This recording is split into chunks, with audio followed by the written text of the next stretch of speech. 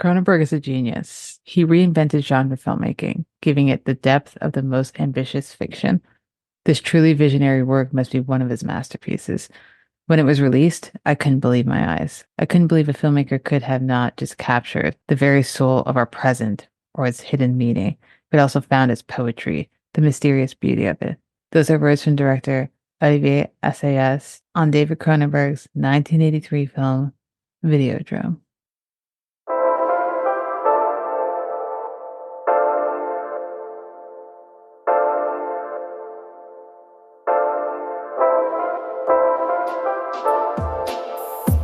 Seeing Faces in Movies is a podcast where each month I focus on the works of a different director or cinematographer. And each week I invite a guest on to discuss a film and the artist's filmography.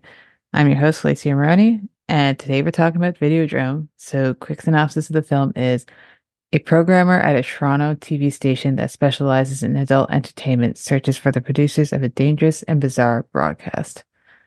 Tagline for the film is, first it controlled her mind, then it destroyed her body. Long live the new flesh.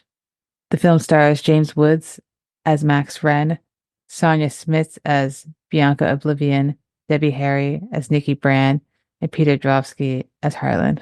It's written by David Cronenberg, cinematography by Mark Irwin, directed by David Cronenberg, edited by Ronald Sanders, music by Howard Shore, and costumes by Devin White. Today, my guest is Vanya Garraway. She's been on the show before. We talked about Cassavetes killing with Chinese Bookie. Today we're pivoting a little bit. We're going more Canadian. We're talking about Cronenberg, Videodrome, and you can't do a Cronenberg series without talking about Videodrome. And I'm so glad that Vanya's on to talk about this movie because it's so special to both of us. But before we get into it, just want to say thanks so much for coming back on the show. I'm really excited. We both love him, and this movie, of course, when we talked about which movie to do, it was definitely like up there. Yeah, exactly. It needed to happen. But like before we even get into Videodrome and Cronenberg himself, as mentioned in your previous episode, you're a programmer in the city in Toronto for the audience, and you do the series Paid in Sweat. If you want to just give a refresher for people who might not have listened to that episode, what the series is about and what you program and what you have in store and what other projects you're working on? Sure. Yeah. Paid in Sweat is my program. It's a sports and sports adjacent film program. It's really based on the idea of sweat in cinema, celebration of that, and like effort and competition, those sorts of things. So it doesn't have to be traditional sports, but I do those films too, of course. I have a couple films, actually 3 films next 3 months coming up. I'm doing a tribute to the Scott brothers, Tony and Ridley, Days of Thunder on July 4th, and Gladiator on August 1st. A primer for the sequel coming out. And also, I just found out, tickets will be up soon, that I'm going to be screening Swim Fan in September. September 19th on 35 millimeter, which is wow, which is incredible. Which I'm really excited about. So for those people that are kind of loving that, Fatal Attraction vibe, but near a pool, that's cool. And we're doing a big Heat Wave. We're doing Heat Wave again, series where all like a bunch of programmers come together and pick films. And my film is The Talented Mr. Ripley, 25th anniversary of that film. So if you're watching the show on Netflix, maybe you want to come and see that too. I love that film. It's great. If you're into that dark and twisty kind of vibe, then you'll probably want to come see that in July 24th. Amazing. I mean, yeah, this episode would be out before that, so there's no excuse. No, yeah, that's such a great movie, and I feel like it's not talked about as often, but like when people who have seen it, they're like, yeah, it rips. I think people take it for granted because they're like, oh yeah, we know it's good. It came out in 1999, which is a kind of a prestigious film year now. It has a great cast. Everybody's like, yeah, it's good. So we don't need to talk about it. That happens sometimes. I know. And yeah, it's one of those films for sure. So that'll be fun. He's 25 years. Yeah, Since 1999. it Okay. is. Noted. I mean, geez, it's been this movie, Videodrome, is 1983. Doing the math, what, 40 years, 40 plus years now? Right. It still feels fresh. But do you recall the first time you watched Videodrome and what your thoughts were on that first watch? I think I was too young when I saw it, probably on TV, and was really uncomfortable and thought, I know that I shouldn't be seeing this. Yeah. And and wondered, did that movie just hurt me? You know? Yeah. But then kind of being intrigued by it and forevermore being intrigued by things that came close to kind of like disturbing me, you know. Hmm.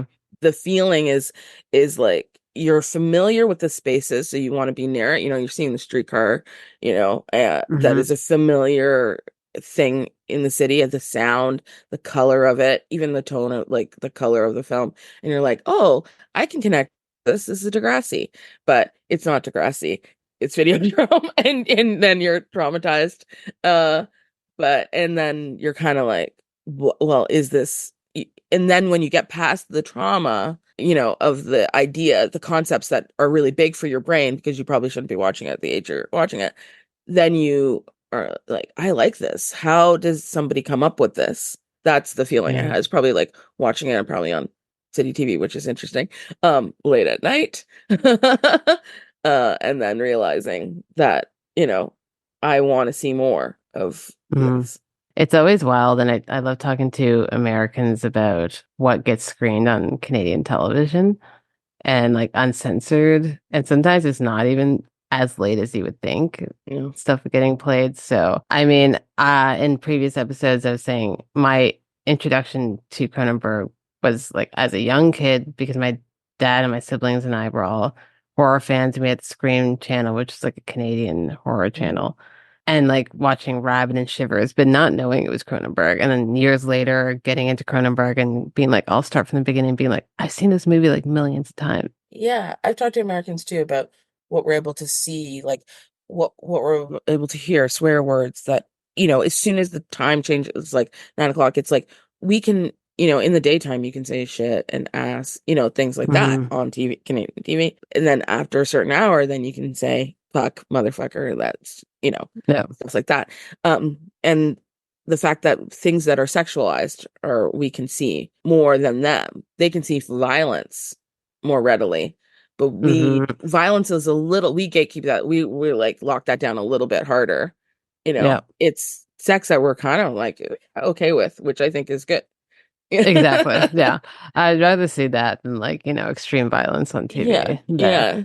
yeah. Which I guess is a European sensibility, which Cronenberg says is one of the reasons he's the filmmaker he is because probably because we're Toronto's between, this is his words, between halfway between Hollywood and Europe. But that's why I think we're more readily to accept sex than violence. But yeah, my opening to Cronenberg was The Fly. My family, I remember watching that with my family when I was younger, watching The Fly for sure. Yeah. That's the first thing. And yeah, I didn't know it was Cronenberg. Probably the first like director I knew by name was Spielberg. I think that's for a lot of us in Hmm. our generation. But learning that is Cronenberg came later. Yeah. It's weird when I can't remember when it was that I realized some of the movies I'd seen were Cronenberg, but Hmm. it must have been like at some point in high school where, Hmm. you know, I definitely went through that phase of being like, I'm trying to watch the most messed up things, and then Cronenberg comes up. And you're like, oh, I like this. I like the vibe here. So let me go back. And you're like, oh, yeah, I know these movies. So, Hmm. I mean, you don't go back from there. Definitely like a turning point for me for sure. I do feel like he has like his films are like a rabbit hole. It's Hmm. you like kind of tumble down and you don't want to stop once you kind of get going. Yeah, exactly. It's hard to not like, even if you might not love some of his stuff, you never kind of turn a blind eye to him. He's always part of you. And I feel like I don't know anyone who's just like been like, I no longer like Cronenberg just because they might not have liked one certain movie of his. Like, and he's still going, thankfully. I feel like he's got the juice back and we're getting another one soon. So I'm excited for that for sure. I think, yeah, I agree with you. Is I think people just respect him, even if he's not really their thing. There's Mhm. just like, you can't, his originality, you have to respect that Yep. if you're a film buff, particularly. Yeah, exactly.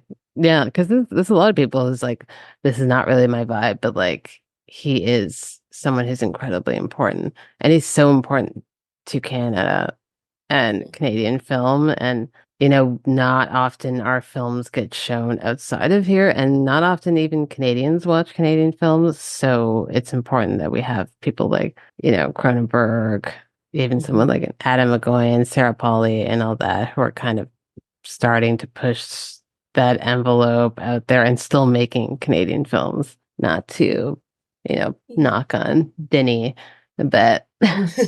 Yeah, because he decided to stay, right? A Yeah. long time ago when he said, like, like his friends had left. Then he almost left too, but he lucked out because of our system. It changed, which is European. Also, like the idea that the government cares about art and is going to pay for some of it is like, not really like an American concept, but it is a European concept. And it's definitely a Quebecois concept, which was like what helped him in the beginning. Um, Hmm. so I really wish that it's always been my wish. I used to work in advertising where I booked ads in newspapers, and territory was Montreal. One of my territories was Montreal. So I used to book a lot of ads in like the press and the Gazette Hmm. and the Hour. I used to just marvel, just spill over all the ads of films that I'd never see that were Yeah. being made in Montreal and Quebec. I would just look at them and be like, wow, I wish Toronto was like this, where it was just like pumping out, constantly advertising in the major newspapers, all these films that were original to the city. I still wish Yeah. for that. Same. I know Quebec has really just always been like the forefront of that. Like I love the cinema. It's one of my favorite areas of the world in Hmm. terms of film, and maybe one day Toronto will get there, but who knows? Yeah. But Videodrome, Yeah. 1983, set in Toronto, filmed in Toronto, but also set in Toronto, which is like, again, we don't get that a lot, but there's a lot going on in this movie. And on the surface level, people see the images, the stills from this, and they see the body horror images, but like, and that obviously is a part of it, but this, like all Cronenberg films, he's such a smart writer. There's so many layers to this. Mhm. So one of the first things I want to talk about is kind of like the relationships to our bodies and minds as it relates to media, because that's a big component of this film, and how essentially the characters in this film are able to create new versions of themselves through the media that they're consuming and that they're wanting to relate to. I read this interesting quote, and it's the only one I'll read it this episode because but it was written by Carrie Rickey in the Village Voice in 1983. And the quote was, while exalting the awesome dynamics of the body, its sexual energy, its capacity for extrasensory, its suggestibility, he implies that the body is a transient state between individual existence and the creation of a new flesh, for which the television screen is literally the retina of the mind's eye. So there's a lot of words in that, and it took me a few reads to fully understand what they were saying. But I do find it interesting that what Cronenberg is doing is commenting on the fact that this is again in the 80s. So really he's foreshadowing where we are now, 40 years later, Mhm. how consumption of media will change your mind and eventually will change your body. And it's shown here in the most obviously dramatic way. But how do you feel just the concept of that, and how it really was fresh at that time, and how we didn't really learn from this and we've kind of literally lived it out? It's interesting because he's a filmmaker. He's a screenwriter, and often those kinds of like that kind of fruition is like left to science fiction writers or speculative fiction writers like Margaret Atwood, Hmm. Isaac Asimov, though it's usually like novelists that are the ones that we expect that from. We Hmm. and we will overlook often unless you're into film, the predictions of filmmakers and screenwriters, and he's one of them. Like, I was saying to somebody the other day that Atwood basically, she saw OnlyFans, like OnlyFans is in like one of her books, in my opinion. I'm like, oh my God, she predicted that. She would say no, that there's something like that Yeah. out there already that she wrote from, and it's speculative. It's not, the thing. And he did that here. It wasn't his intention, to foreshadow or see it as what it is now, the internet, and how social media specifically, not just the internet, but social Hmm. media specifically has its hold on us. But he did, when Oblivion talked about one that it's not his birth name, and one day we'll all have strange names that Yeah. that we go by, and we have, me and you have, like, I'm Yeah. nostalgia file. And when I went to actually see Videodrome last September at Neon Dreams at review, um, Mm-hmm. during that part, somebody we both know whispered to me, "Oh, nostalgia file," because during the movie, because yeah, I was just like, I go by that name, Hmm. which Yeah. is not a real name. And so we are definitely, but we're like altering our lives by, sometimes pushing away our birth names, which is a part of our identity that we, lived with forever. But I've lived a long time pre social media, and Hmm. now I'm being like filtered through these machines. My identity is being filtered through these machines to people that have never even met me before in person, that don't know me but think they know me. So we are being altered by this really big thing. Videodrome, the concept of it is so real. Like, we're touching it, we're in it right now, the concepts of it.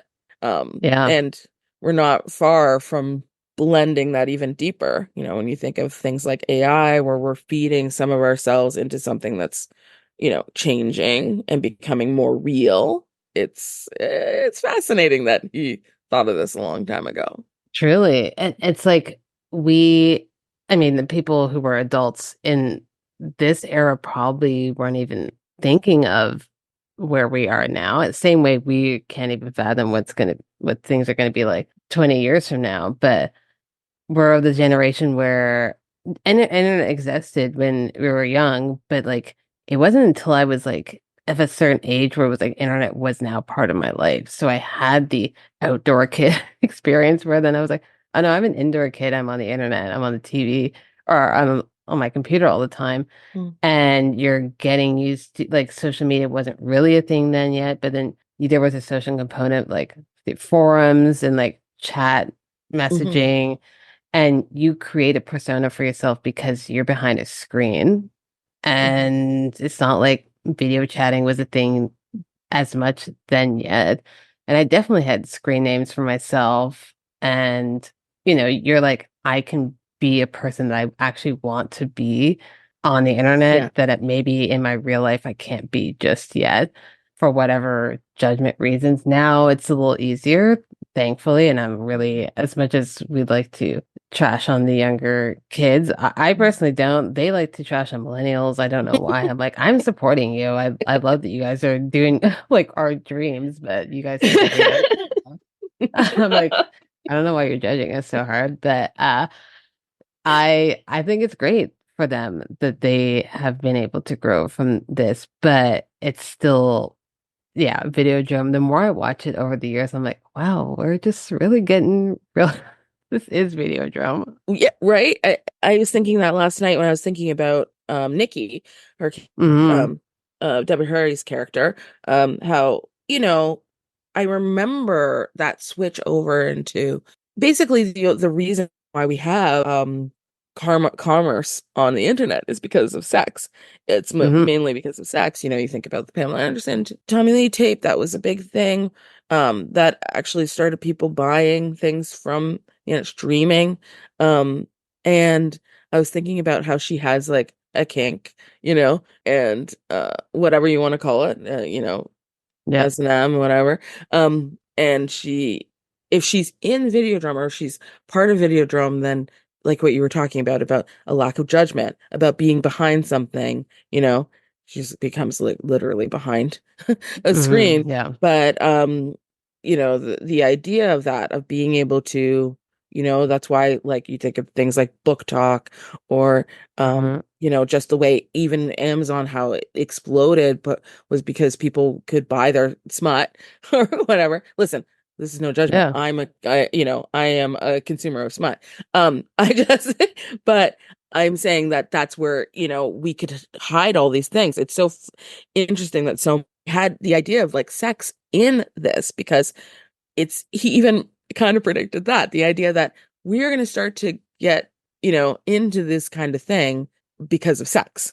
And that's basically what happened in real life, is that, oh, in order to not be judged, in order to get past that kind of shame of being like open about your sexuality, I can have a name, I can have like a place where I can get things and no one will know it's me, is really, he knew it, like kind of predicted that early, that it would have to do with sexuality. For real. I feel like his interest in sex has always been super fascinating. It's something I've talked about over the course of this series. And in this movie, it's a little different because there is a more of a titillation for at least the characters within this film, but it's usually often very clinical. And he's like, this is something that people like to explore, but he doesn't seem to find it super sexy himself, or at least he doesn't present it that way in a lot of his films. And even in this film, you're not used to seeing characters who are open about like wanting to explore maybe a more violent type of sex. And a lot of his characters are like that, where they're like, I'm not going to do the very basic way. I want something more and I want to explore, push the limits. And he's saying that here, that a lot of us do like that, but a lot of people are too afraid. And this is the way that it's going to blow up. And it obviously has. So it's interesting to be able to foreshadow that, even if it's not on purpose, where it's like there's something he knew. I think it's because there's so much, you know, after this fact, you can be like, oh, yeah, it makes a lot of sense, because there's a lot Hmm. of shame attached to how people, think of sexuality. I mean, they're basically like anything you could, what's that rule? Basically anything you think of, you can find on the internet. And Yeah. he just happened to pick this as like the gateway in this world. It's about violence, being aroused by violence. But I feel like that's very real. Like the idea that people would want to, when they find their people or whatever, in this case, they're in real life, but they're somewhere between real, because Max, James Wood, he's already kind of in it because he's already seen Videodrome, like he's already seen the tape. And Hmm. so there is like starting to be a blending where you don't know where did this start again, before he met Nikki or after he met Nikki, you know what I mean? Because he's already seen the tape. So it is Yeah. fascinating too to see how, okay, when did we tip over into this dream or this fantasy? Yeah, so I think that that's very real, the idea that we would go there. It's very human, Hmm. really deep down to like the very like our primal, using sexuality is very primal thing, and I think it's intelligent screenwriting. That's the very least I can always say about him.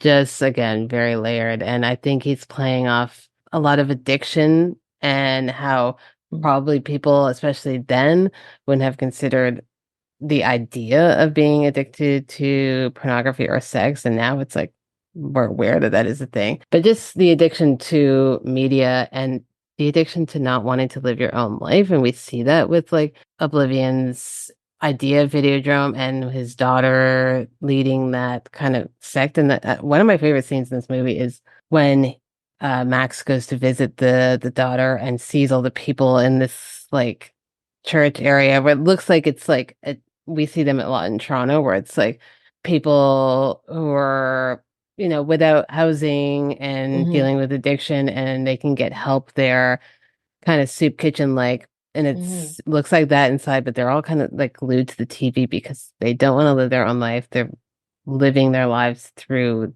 the media they're consuming. And we all do that to some extent. I do that too. Like I'm at work and I'm just like, I don't want to do this. So I'm just gonna look on Instagram and watch some funny videos and laugh. And all of a sudden it's like, oh, it's 2 hours. I haven't done any work, but I had fun. I'm getting paid for it.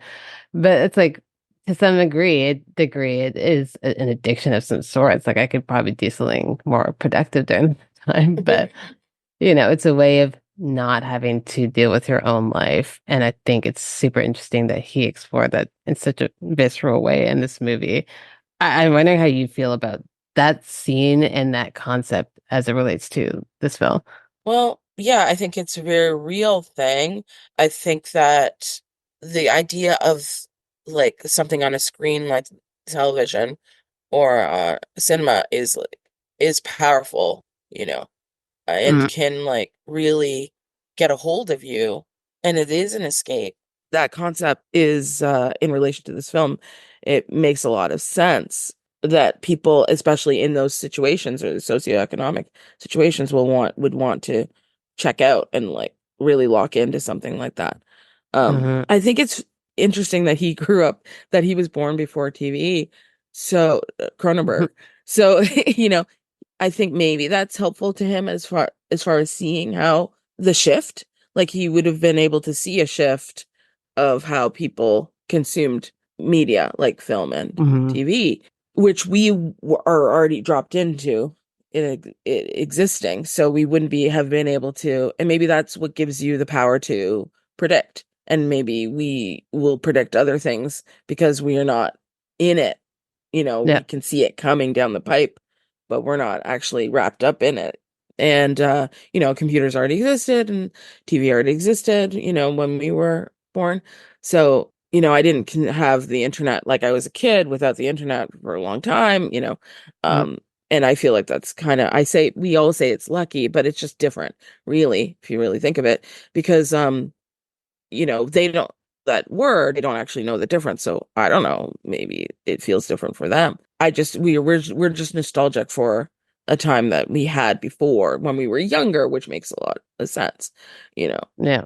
But the concept of wanting to check out, I think, has always been around, even for Cronenberg, because I think he used to talk about going to the Royal as a Mm, as a child. So that means he, like, and he would go like every Saturday.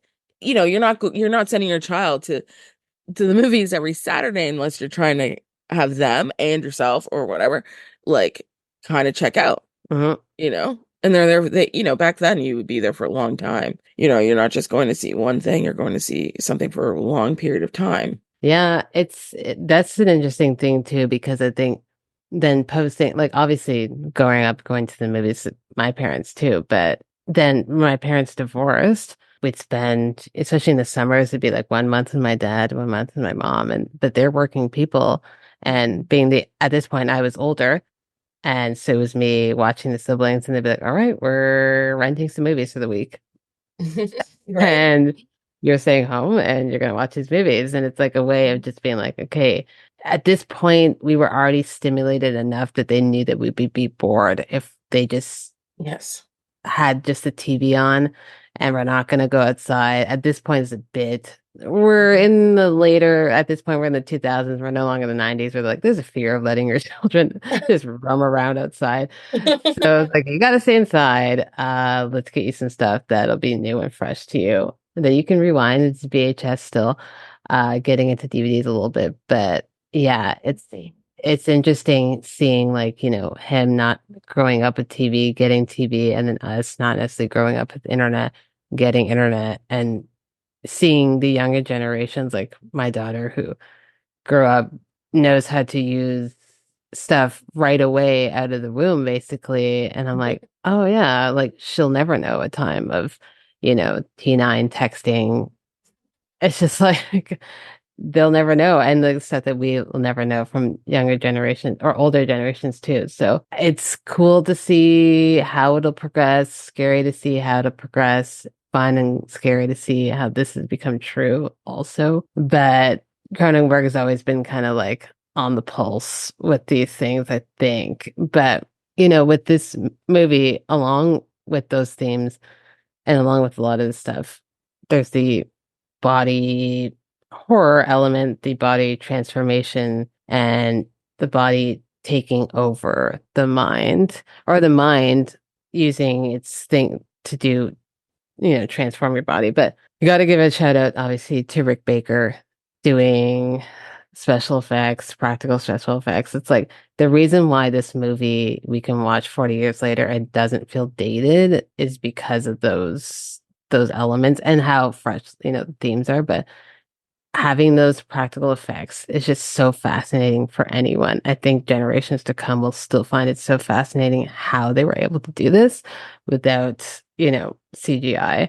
Mm-hmm. And there's a reason why when you Google Videodrome, you get those specific scenes, the tape, the stomach vagina, the gun hand, the TV that pops up. It's like, I still, to this day, I'm like, I read up a lot about it and I'm like, I still don't know how they did it. But like, do you want to talk about how, those elements add to it without it being like, this is just a movie that's just for shock value, because it's not. There's so much going on, but those, when it does show up, it's just so important to the story and it works so beautifully. I think that all those concepts are, like you said, they're, clickable because they're like, they're so tactile and visceral that you feel like you can touch it. Like as he's doing something like with a tape that seems like it's cold and hard, but then all of a sudden seems like soft and living Mm, and breathing and alive. You want to touch it too. Like, and I think that's the draw, is that it's pulling you in as much as it's pulling Max in, to it. It's pulling you into it too. And, you're touching the TV and you want to feel everything, even like when it's slimy and it's like, they put the tape into his body and pull out their hand. There's a point where, somebody puts a tape into Max's stomach vagina. And then yeah. when he takes it out, the way he drops his hand as though like it's wet, like there's moisture there, Mm, and it is like as though you watched somebody like finger somebody and then be like, oh, mm, I'm done with you. Like no. basically he treats Max like a whore. Like he's just like, oh, they do say we want to use you again, and he violates his stomach vagina, and Mm, and then he just kind of drops his hand like, oh, I'm done with you, and it's really, oh, it's really just, it's disturbing, mm, not just because of the stomach vagina and the effects there, and those are what that bring you to the brink, but then the acting with them and how Rick Baker has made it so like you could make it really real. It gives you like that icky feeling. yeah. So it's like a combination of all these things that Cronenberg's put together, but then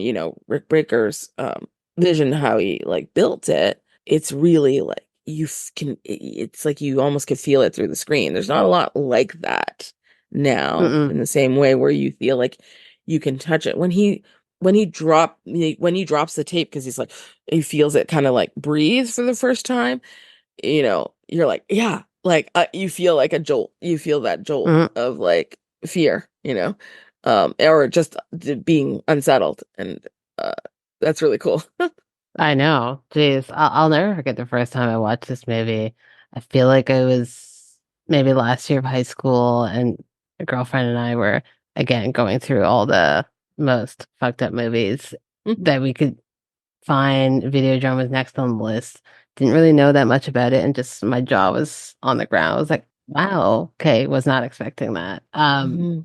It's just well, and what I love about Cronenberg, what not only in this movie but in a lot of his all of his films, he is a collaborator. We all know Cronenberg, and he would be considered probably an auteur if people are into the auteur theory. Sorry, but he is a collaborator, and he works so well with everyone, and he loves collaborating with his not only his actors, but we've got Rick Baker here, and we've got Howard Shore, who he's at this point he's been working with since The Brood, and has continued to work with, Mhm. Crimes of the Future with Howard Shore too. Mhm. Score and the music in this, it just, again, another layer that just adds so much to this movie. Yeah. You can't go wrong with Howard Shore. Yeah, I know. I love Archer. Oh my gosh. Cronenberg knows how to build a team. Maybe because he Mm, did everything by himself at the beginning. He's, self-taught filmmaker, but he mm, knows all the pieces that he would want. You can recognize that in other people. and put together a good team. And it doesn't need to necessarily be the same people all the time, not the same collaborators all the time, but you'll definitely get the same vibe and tone. That's a powerful skill, like to be able to put together even different people. He had with like Mark Irwin, like a DP of a lot of his early work too. You look at later Cronenberg, but it still has like that same look or vibe, and it's not Mark Irwin. So Yeah. not to take away from those people, I'm saying that he could recognize their talent, but also know how to put together, like what you're saying, put together those groups of people. Yes, and maybe like as an auteur, like it would be like different, but yeah, he's a collaborator, but he can put together the people that are going to create like a kind of a signature of his tone of filmmaking. Which I love. And even like he doesn't often work with the same, at least main actors in his film. A lot of like the supporting cast you'll see come up. Apart from like later on, he loves obviously his Vigo. They have their love affair, and I fully support that. But often like the main cast is completely different, but they all come on and they're like, I understand the assignment. I'm here to do a Cronenberg film, Yes. and I'm just gonna put myself in that world because this world is not like the next film I'm gonna make or the next 10 films I'm gonna make. That's just also a mark of a great director who's able to put his actors at ease. I haven't read any negative experiences from actors. At least I haven't read any. They've all had pretty good time on his sets, and we're like, this is a great experience. And I'm sure a lot of them probably want to do more films, but I don't know. He seems to just want to be like, okay, let's on to the next one. Yeah, even I've heard from crew. I wish I could remember. There's a Toronto director, a female, a woman, director. Oh my God, she just had like a little retrospective at TIFF. Anyway, it doesn't. But she worked on The Fly, like Mm, as a crew member, and she remembers working with him, and she said like it was great. Like she had the best time. And I've heard from some gaffers and things like that have worked mm. with him, and they're just like happy, Oh, to work with him that makes me again. happy. I mean, I imagine it's a hardworking set and probably puts you through Mhm. your paces, but in the probably the best way. Yeah, I'm sure it's like fulfilling. Like if I could even do anything Mhm. on a Cronenberg set, I would talk about that for the rest of my life.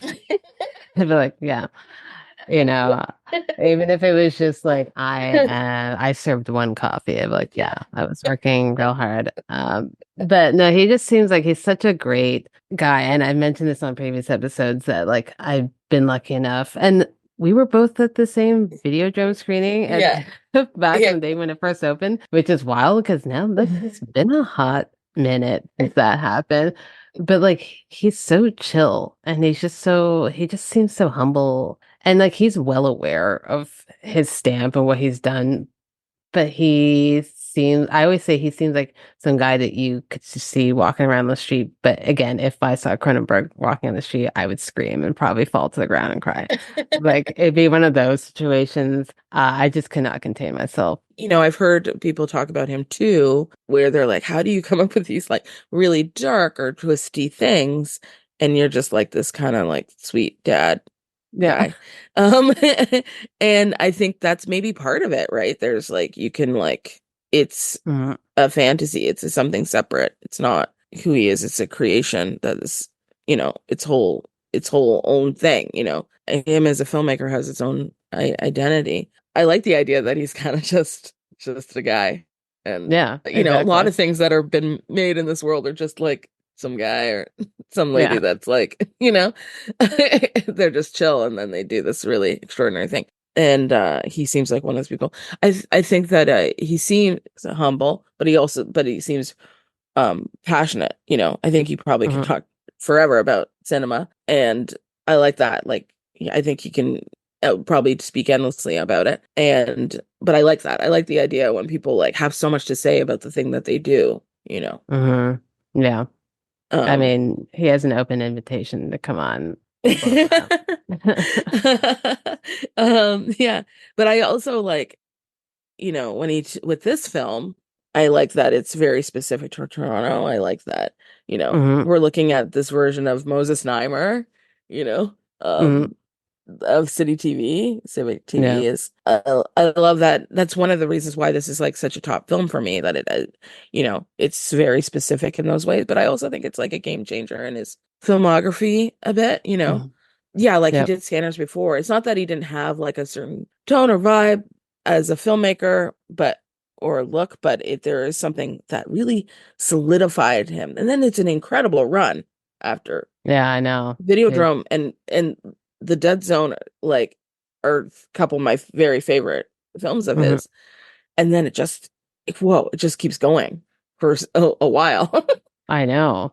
It's wild. Like I've always known how many movies he's done, but like especially with this series, thinking about, you know, Videodrome was only in 1983, and we get so many other films that people talk about regularly after this. So like a wealth of films, and I'm so excited for anyone who is just getting into his stuff and getting to watch it for the first time. I'm excited, I'm jealous, and you have a lot of good stuff ahead of you, and you never get tired of them.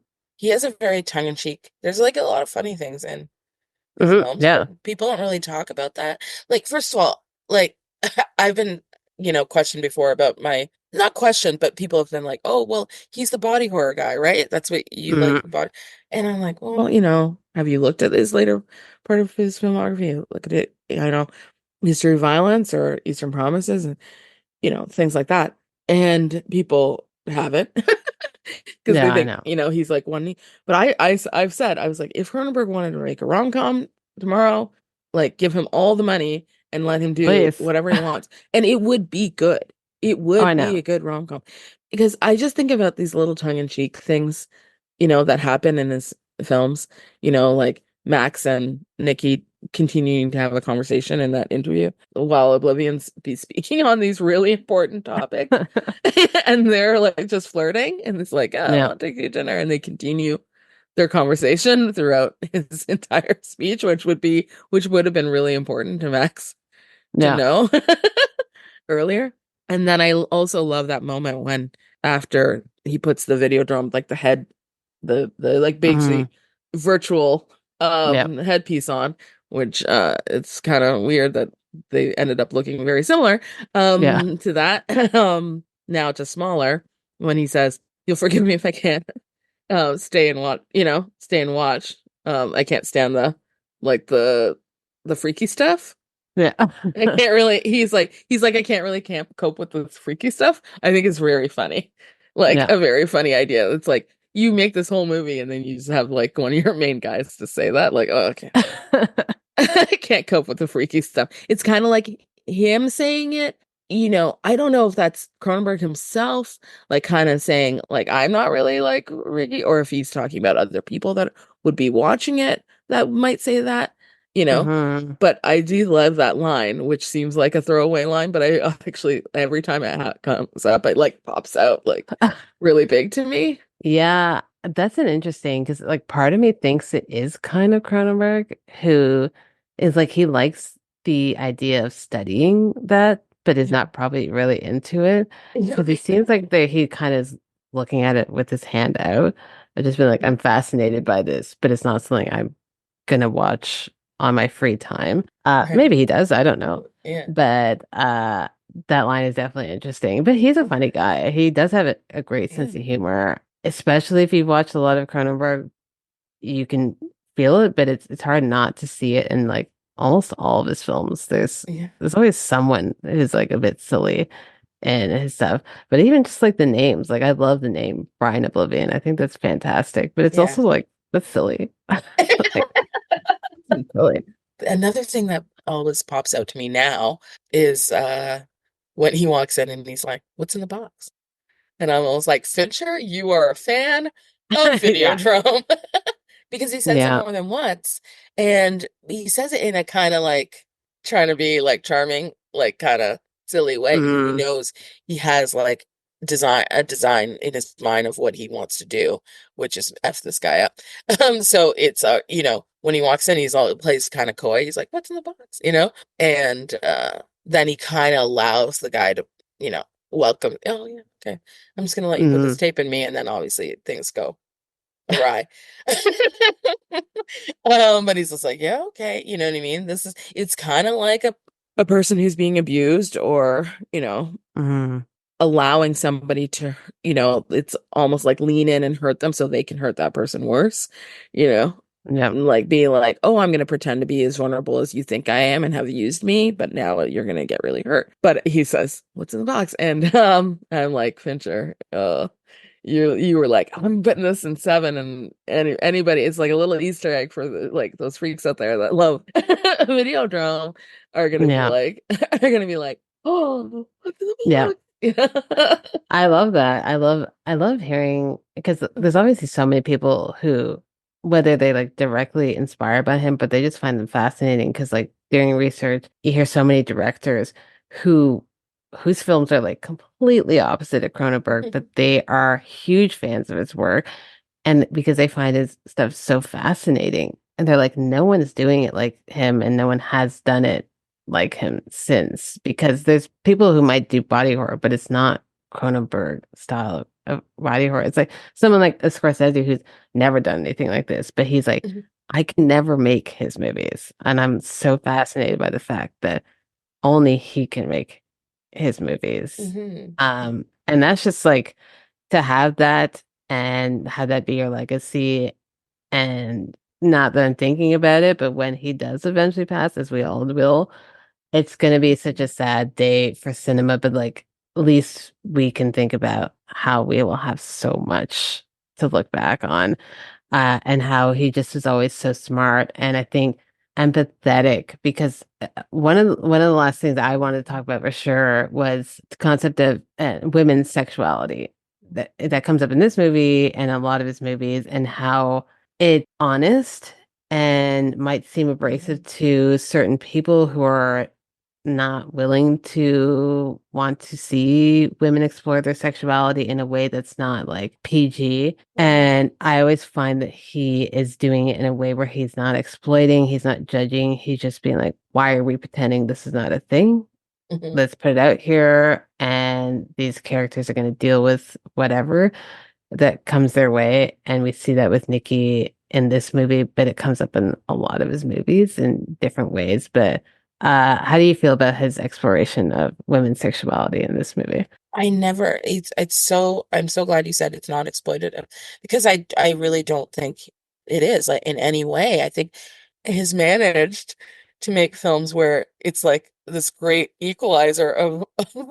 if we're talking like about hetero Yeah. specific Mhm. sex or whatever. I'm just gonna like talk about it from that standpoint. But even still, like it just the idea of sexuality in general actually is not necessarily hetero in his films either.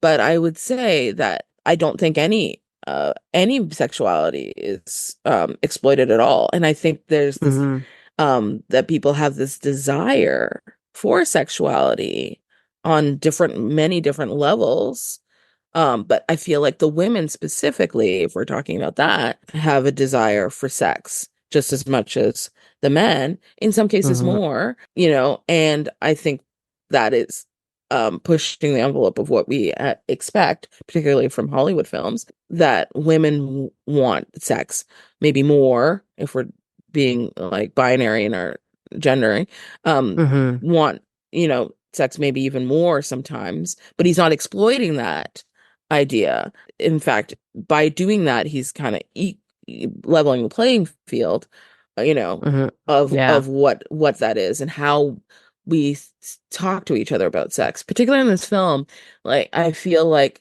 there is a casual. I like that there's not this sweeping like build up to the sexuality in this film.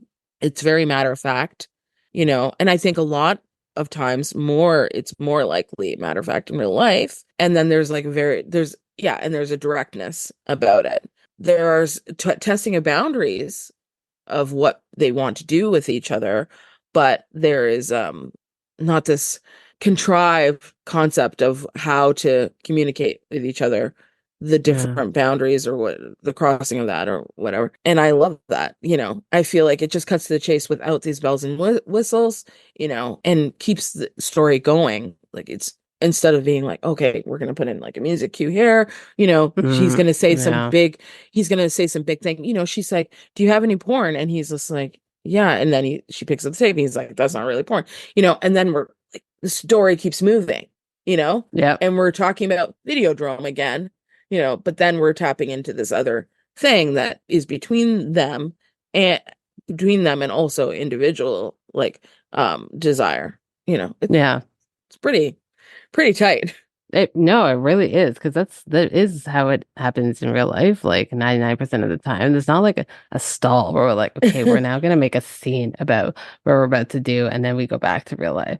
It's just like, okay, it's casual, and it's very rare that we get to see that, because I think, especially now, you know, with the discourse of sex on film and how it's not happening as much, or even if at all, and then when it does, it's like a huge deal, which takes you out of the story, I think. And it's like, at that point, why add it in if you're going to make such a big deal out of it that way? Like, it should just be like a natural thing these characters are doing, if you want me to believe that they would actually do this. So, I do think there's like you know, we've talked about this already, but and maybe it is very specific to, I mean, Canadian or Toronto or whatever filmmaking, but there is like a European quality to our filmmaking, but we're not European.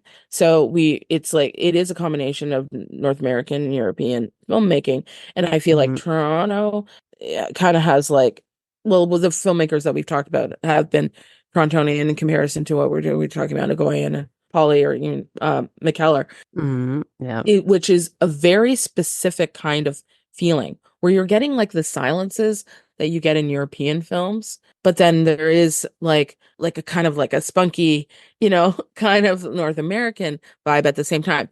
We have our own style of filmmaking, and really Cronenberg might be like the reason why it sounds and feels the way it does, you know, tonally. Like, there are these silences that we're able to have that is kind of more of a European feel. There is like a coloring that we have to our films, especially if it's made in the city, you know, where there can be like these like kind of grayish kind of feelings when we're trapped between buildings or whatever, that is very specific to the city. And yeah, this vibe that we don't necessarily need to fill every moment with dialogue or sound or score, but we do also have those things in big ways that are like very moving and can be very powerful. You know, you talked about Howard Shore, but it's our own thing. It's our own thing. It's not European. It's not Hollywood. It's, you know, a Toronto thing.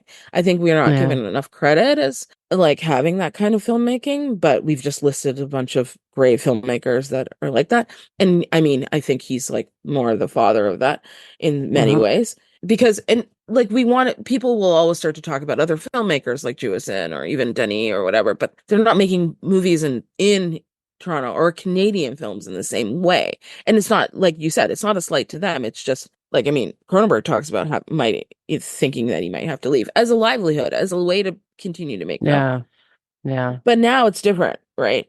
We can make more of our films here, and you know, we don't have to leave in the same way. And it is happening. It's still a challenge. It's still not the same.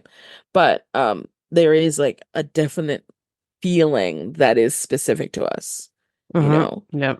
I've written about it before, where we are such a film town. We are such a film, like, well, country too, if you think about filmmaking in Quebec and BC, but particularly, but like, we do have our own energy, and it is really special, and we should consume it more, and we should get it made more and talk about it, and we should talk about it more.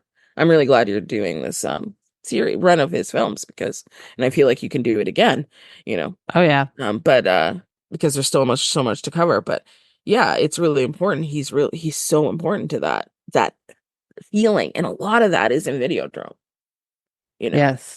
The coloring, like the coloring, there's a certain kind of swagger in the costuming too. Like, I know it's a different time, but I feel like you could kind of make that now and have a lot of the same vibes to it, you know. And everything's about vibes now, right?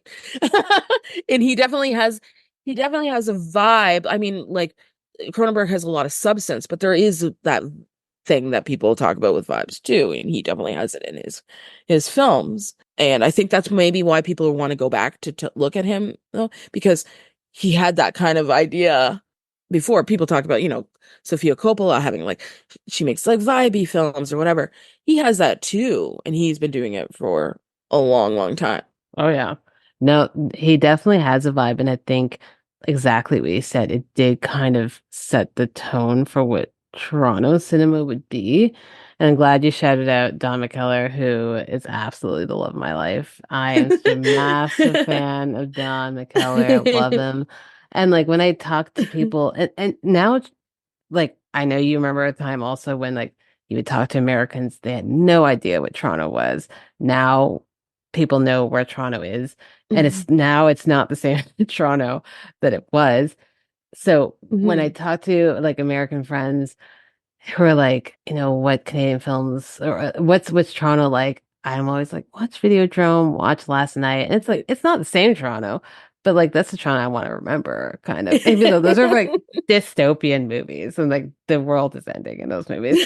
But I'm like, it's still you'll get the kind of vibe, the grayness of Toronto in that. But Yeah. then there's the pops, the colors, the reds, the blues that happens in those movies. Yeah. So Yeah, there is a vibrancy. We ride this perfect kind of line of Sarah Polley made probably one of the most vibrant Toronto films. I know. Take I the wish I was Solstice, like living in that Toronto. it is like popsicle, like Yeah. bright. But some of those night scenes and some like and certain shadowing with the way the trees are on the street and that sort of thing is very. Have you ever looked at a film, Felicia, and you're like, or a show, and it's American made, and like you're like, I know that might not be Toronto, but that's Canada. Like you can feel it. Like I feel it in my bones. Yeah. I was watching a show. It was supposed to be in Boston. I was like, that is Canada. It was snowing. I was like, that's Canada. It's not Toronto, but it's Canada. And then it was Montreal. And I was like, yeah, I know what the snow looks like. I know what the sky looks like and how it can feel. Like I can see it. And yeah, all of those directors that we talked about have that. But when I look at Videodrome and you're watching James Woods walk through certain areas down, streets or when he's, at a storefront, even though it's 1983, those storefronts, like they still have that same feeling. If you're in Parkdale or whatever, you're certain parts of the city, you're like, yeah, that could be 1983 right there. Like it has that. And I really hope we don't lose a lot of that. But I know. that mark, like you're right. Like, it is awesome to kind of tell friends, watch, Videodrome. You can watch a package of like films made by Toronto directors and get like a good idea of like the landscape through different ways. But they all have like a specific little tone that is like connects them all. And it's hard to explain to outsiders. No, it is because I think it's like Americans, and like I can't speak for all of America because like a lot of films just get set in the same areas. So the rest of them probably understand the plight of knowing that this is filmed in here, but like it's not often getting to play itself. And I covered Dead Ringers in this, and that's set in Toronto, and a lot of it takes place inside, but occasionally you'll see, Jeremy Irons walking around the streets of Toronto. And I made a joke. There's a scene where he just vomits in a tree, and I was like, yeah, I've done that. I was like, I feel this. Like I probably did it on the exact same street he was walking on. So that's a special feeling for me. It's be like, yeah. I have I many times I thought about writing this. Stumbled off a streetcar and just like, Yeah. like been there. Had to like quickly like exit and just, and I still like I'll go by that on the streetcar that one spot and I'm like, yeah, I marked that area right there. Rough night. But actually, yeah, I can almost remember every place I vomited on the street. And we've all done it. It's what makes the city special, I think. We're a big city. We're not, this is not, it's a big city. These things are gonna happen. Are there parts of the story, themes, anything that we haven't chatted about that you want to talk about?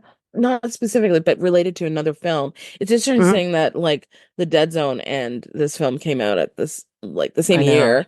because they both have that big spectacle, like near the end where there's a big public arena and then there's like gunfire basically Yeah. in both of them, and it's like this huge thing at the end. And I was like, oh, I wonder like what he was playing with there.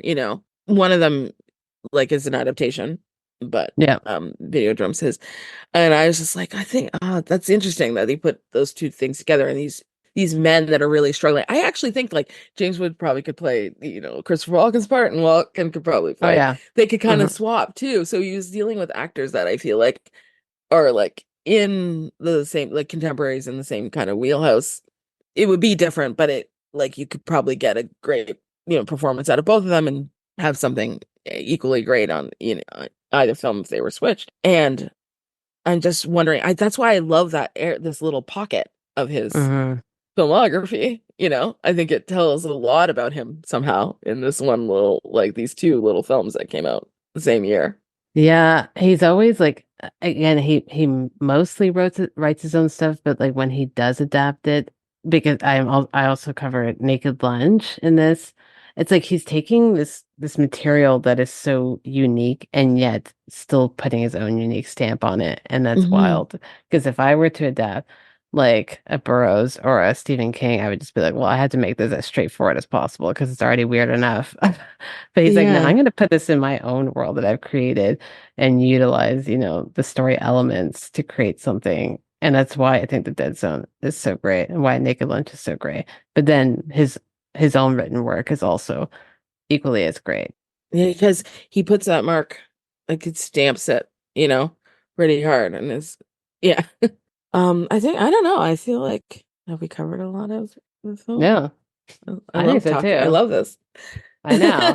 We got to talk about Cronenberg, got to shout out Toronto. I don't often shout out Toronto enough. So that was fun, but we'll still talk.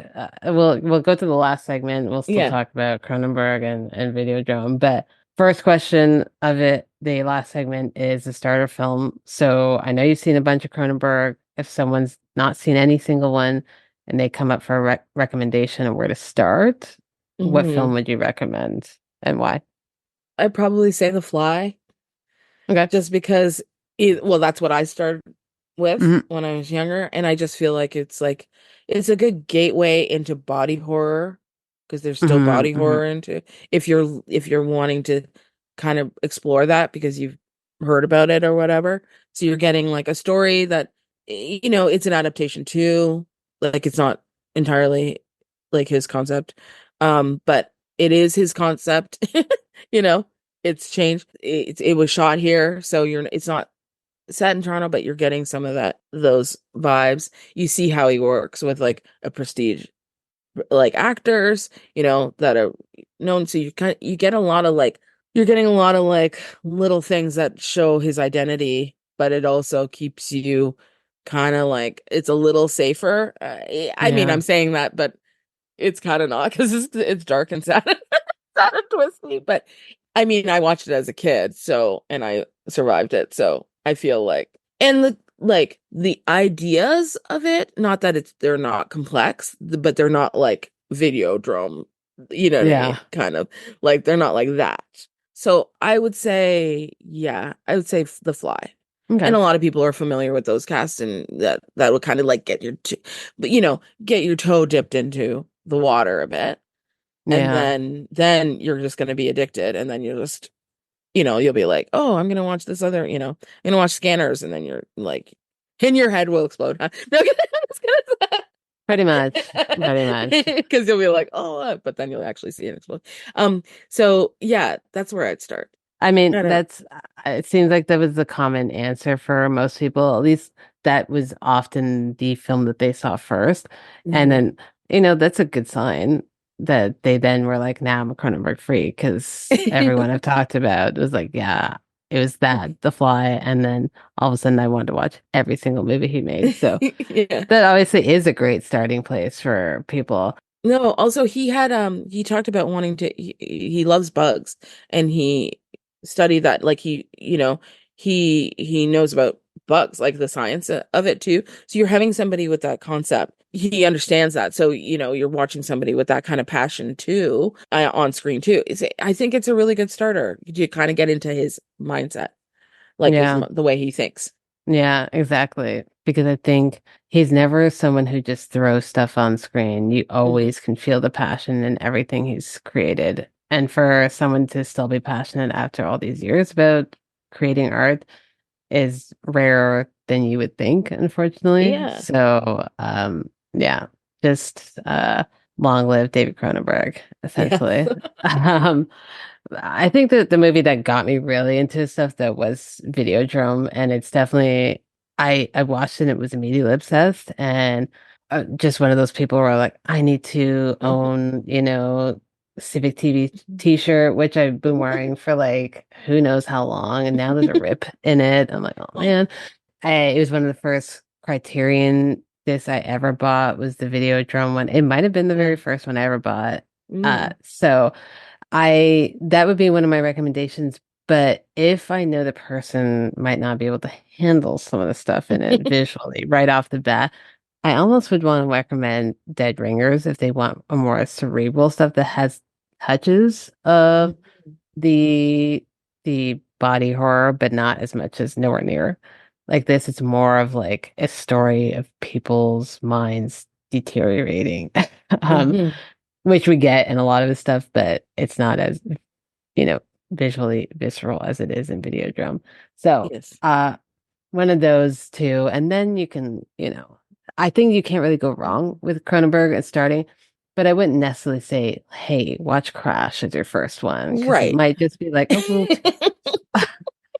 I think you'd really have to know that person, really yes, know how, like, how they think and the kinds of things they watched, like, deeply to be like, oh yeah, okay, then you got to watch Crash, like, to like yeah, recommend it off the bat. But if they just say, what should I watch as Cronenberg? I've never really watched Cronenberg. yeah. Ugh, I don't know that I'd start with Crash. And the person who could handle Crash on the first one has probably already seen it.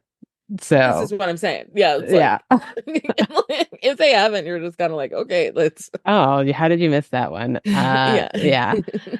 But but Videodrome, it's its own movie, its own thing. But if you wanted to pair it with another movie or movies, what would you create a double bill with Videodrome? I was thinking about this. It took me a while to come up with. I really wanted to pick something Canadian, but then I ended up picking something not. I think it would be good with Being John Malkovich. Oh, okay. And because I love a double bill where there's like a lighter Hmm, touch, hmm.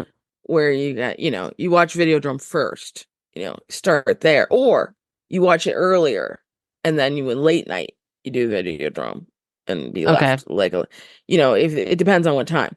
Like you gotta finesse that. So, if you want to be like, have a cleanser, the kind of Hmm. situation, then watch Being John Malkovich after. But if you're like, oh, you want to start off with the light stuff, you know what I mean? And then be like kind of like more devastated late at night, then watch Hmm. Videodrome second. But I Yeah. feel like they kind of have like a spirally kind of vibe, like where it's like, this person is just being like in a kind of a fever dream and they don't know, they kind of tip over into not realizing that they're a part of it until, and you don't know where that line is crossed, and then suddenly you're in a different space and things are weird. Then Hmm. you're like, oh, why do I feel uncomfortable? You know what I mean? Suddenly, Yeah. I that's what I get from that movie. So I'm kind of like, that would be kind of fun together. Not Hmm. because they're like particularly like the themes are the same, but because there's like distortion, there's a lot of distortion, and it's like a goofier kind of distortion, And I love putting things that are like heavy and light or together. Yeah. Not that Being Drum Up is particularly light, like and bubbly, like in that way, but I just feel like it is like it's more, it's Oh jokey. yeah. I mean, it's lighter than Yes. Videodrome. Yeah. So no, I love that.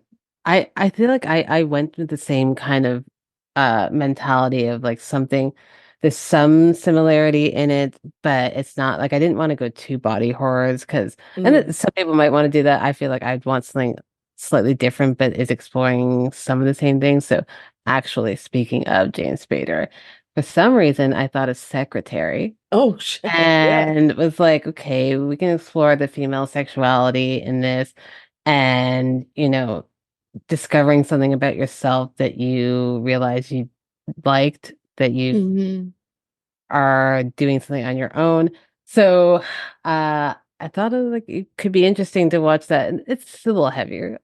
Yeah. But I was like, it's not a horror film in that No. way, but it's a film that is exploring sex in a way that's somewhat similar to what Cronenberg is talking about, I think. Yes.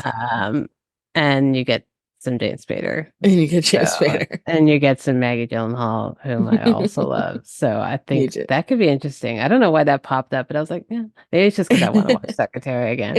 It's been a hot minute. Yeah, any Spader, whether it's considered good or bad, is good because he's in it. But I mean, that was Videodrome. I had a blast talking Yeah, about it. me This is such a great too. movie, and I'm so glad we got to talk about this because it really needed to talk. You know, for two people living in Toronto. So thank you so much, Oh, Vanya, you're for welcome. talking to me. Yeah, long live the new Flesh. Seeing Faces in Movies is an official podcast of the Royal Film Club. It's hosted and edited by Felicia and Ronnie, with intro music by the Mart Walker. If you like what you heard, let us know at seeingfacesmovies.com or send us an email at seeingfacesmovies@gmail.com. And while you're at it, please subscribe and rate the show wherever you listen to your podcast. And thanks so much for joining us for our David Cronenberg series.